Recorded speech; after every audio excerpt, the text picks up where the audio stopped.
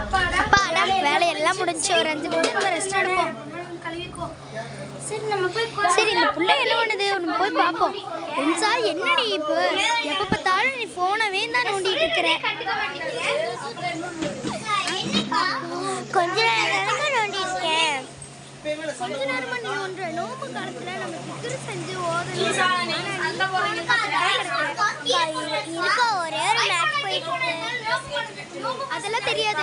ஃபோனை வச்சு போய் தொழுது ஓகா காக்கா அது ஐஃபோன் காக்கா ஐஃபோன்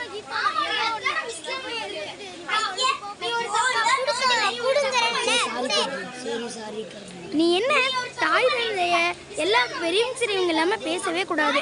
ஃபஸ்ட்டு தாய் தந்தையை நம்ம மதித்து பழகணும். செகண்டாக நம்ம பெரியவங்க சிறியவங்கள மதித்து பழகணும். ஆனால் நீ இப்படி எழுதி பேசிட்டு இருக்கையில் உனக்கு என்ன பண்ணுறதுனே தெரியாது.